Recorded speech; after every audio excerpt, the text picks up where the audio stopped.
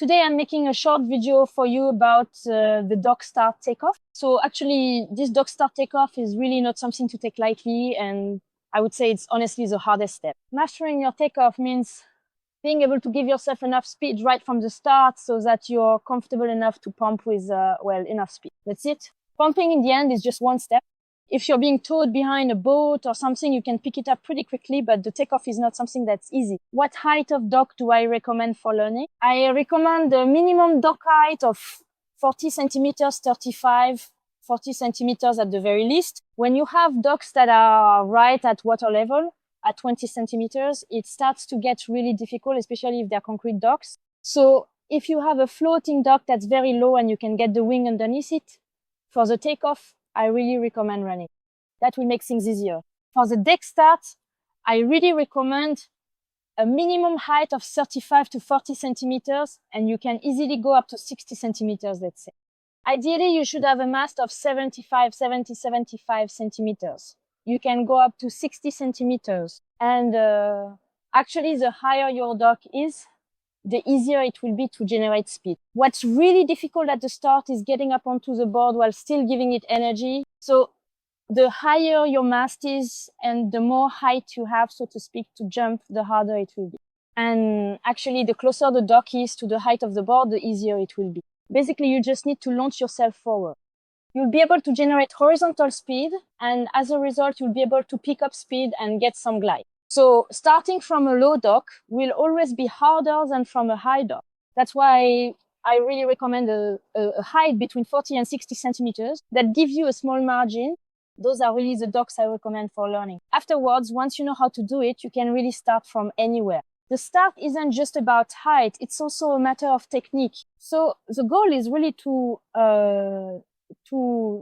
launch yourself forward with the board to get as much horizontal speed as possible without the board dropping down too suddenly. Otherwise, well, you'll end up in the water. And that's why on a low dock, sometimes the goal is just to get your feet on the board. So you put all your energy into getting up. You put a lot of energy into jumping vertically. You put a lot of energy into jumping over it, and you lose the horizontal momentum. So the goal is to give yourself as much forward momentum as possible in order to glide for a long time and to have speed while keeping the board straight. So for that, the technique is not random at all. With everyone who has started and all, we've realized that there are techniques that give a better success rate or a higher success rate for the greatest number of practitioners, regardless of age, initial physical ability, whether you're athletic or not, or whether you've already done foil or not.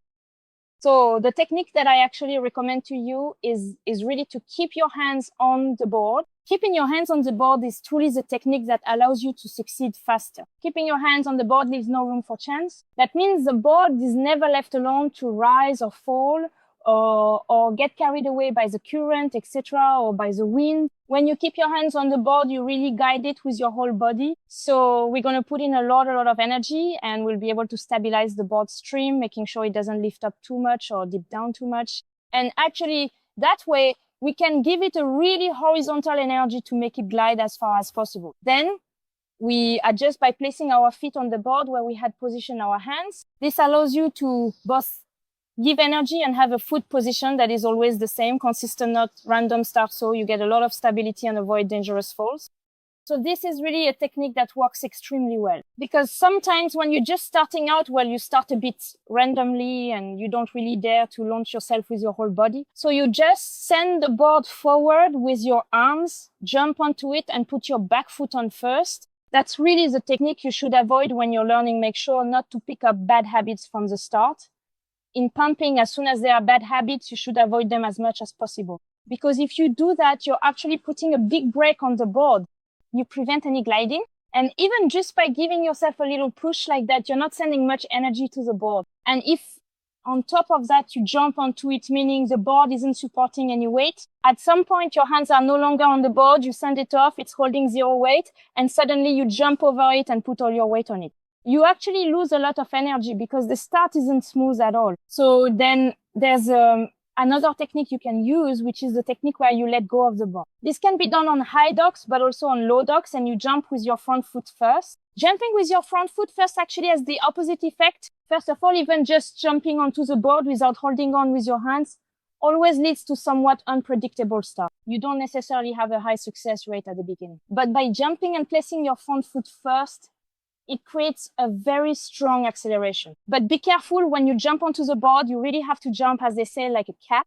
That is, you need to jump while holding back your weight as much as possible. Your feet shouldn't slap down onto the board. You really have to place them gently. You should gently set your weight onto the board, being as light as possible, which isn't always easy for everyone. With the front foot landing first, the board will drop suddenly, which will create maximum acceleration. And then you'll need to press down with your back foot to come back up. So it's a balance that you have to find pretty quickly.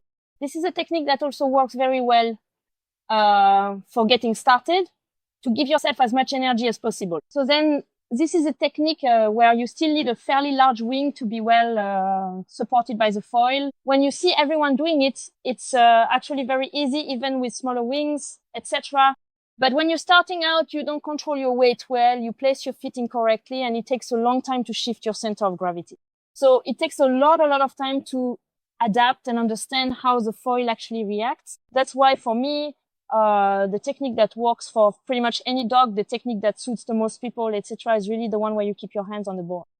And if you're afraid of getting hurt, if you really want to learn calmly or have the highest possible success rate, always repeat the same launches every time. The same launches. Keeping your hands on the board, this will really help you make good progress and develop the right habits. And then once you know this technique, you can really launch with very small wings. You can start from any dock, there's no problem, but you can also do rock starts, etc. It's true that later, when you have to jump with your front foot first, that's more of a technique suited for high docks. Because if you do a start right at water level on a rock while you're on vacation, it's going to be very hard because you can jump a height of 80 centimeters. At first, I think this technique is really the ideal way to start. And me, at first, when I learned pumping, I would throw my board forward and jump onto it, putting my back foot on first. It didn't work. It just didn't work. I was a bit stubborn. The people who watched me pump and gave me advice would say, you need to keep your hands. And then in the end, I ended up doing it because I was tired of failing. I said, all right, fine. I'm going to relearn from scratch. But it's really not a big deal to relearn from scratch. Even if you lose everything and think, yeah, I used to be able to go a few meters and so on, it's better to relearn from scratch and progress much faster than to just stagnate. So really don't hesitate to question your starting technique. Because with pumping, you might say, yeah, but I can pump now and so on. But when you're struggling with pumping, it's always because you don't have enough speed. Pumping is really the easy part to learn in Dockstart. Like I said, if you do a bit of towing or you pump a little while wind foiling, you'll quickly understand how to pump, the technique, and so on. Now, with Dockstart, you need to be a bit more efficient, but it comes quickly. Really, at the start, when we say we are struggling with pumping, sometimes it's just that at the beginning, we're simply not giving ourselves enough speed. That's something that's really super important. If you're just starting out, make sure to pay close attention to which technique you'll use, which dock you'll be learning on, choose your spot carefully, and stick with it. And then after that, it'll be fine, don't worry. There you go. But having the right technique, the right gear, the right spot, that's what can actually allow us to keep going, to persevere, not to give up, until we succeed. That's it. So I hope this video has really helped you. Feel free to subscribe and to ask questions in the comments if you have any. There you go. See you soon.